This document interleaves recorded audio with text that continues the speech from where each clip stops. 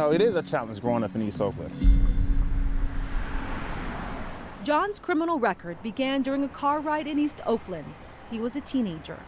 I was in a vehicle where shots was fired.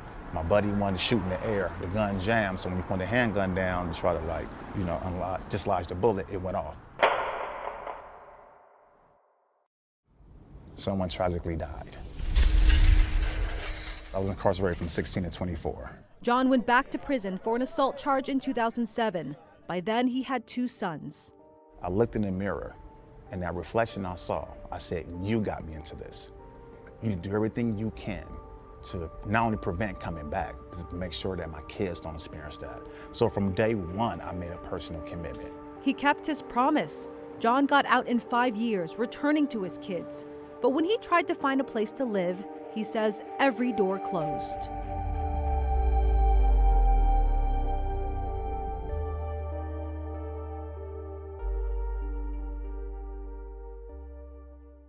A lot of landlords were advertising. You must have a clean criminal record. I'm applying to places and I'm begging and pleading. Look, I'm a changed person. Here's my son here, I'm a father. And then they send the application out to a third-party entity, and then their response is no. And as a father, just the sense of shame that I couldn't provide better housing and shelter for my 2 kids. John is one of a growing number of people barred from housing because of their criminal records. It's a practice that's become more common because of crime-free multi-housing, which is a police-run program that can make it harder for people with criminal records to find housing.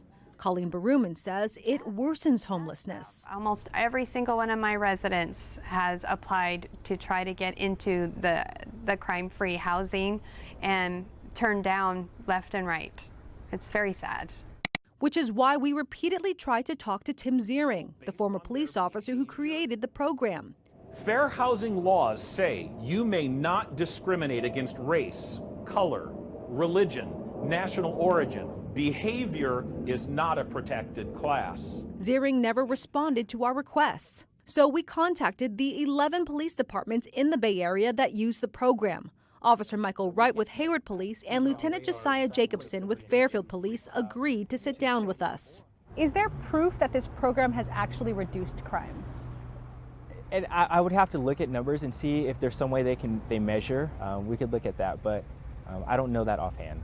I think proof for us, statistically, I don't know if I'd be able to give you anything. If someone is convicted of a crime, let's say 20 years ago, and has lived a crime-free life, would this program prevent that person from living on a certain property? I don't think it should, and I don't think it would at all. Obviously, you have to have a balance with rehabilitation, providing resources for people, and giving them the avenue to success.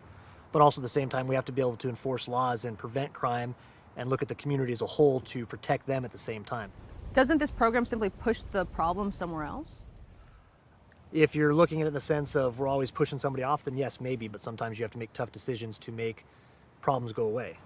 You know, if you're running it, nothing appears wrong, then you don't know.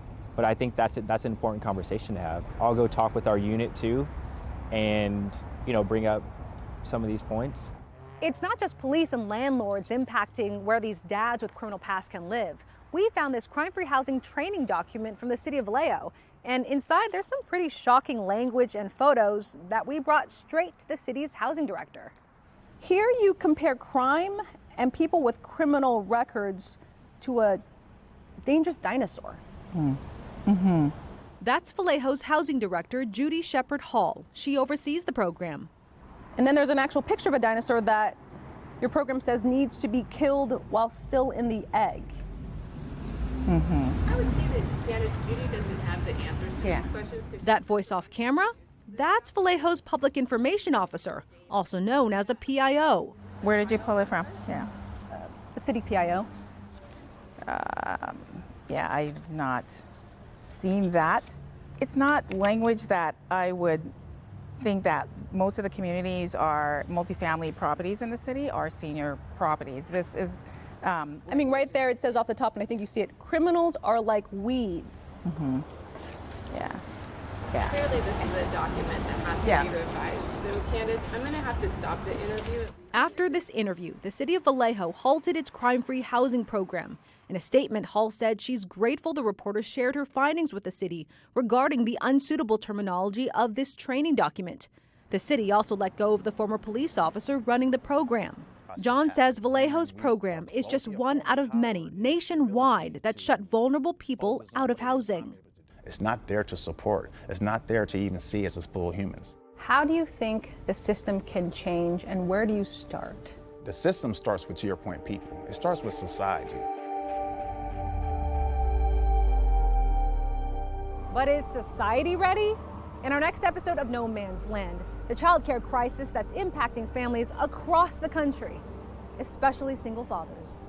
It costs more for child care than it does going to UC Berkeley. And that's just crazy. If you didn't have Miss Nancy right now, what would that do to your life?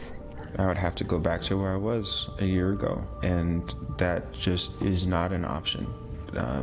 It can't be, because it's just such a terrible place to be.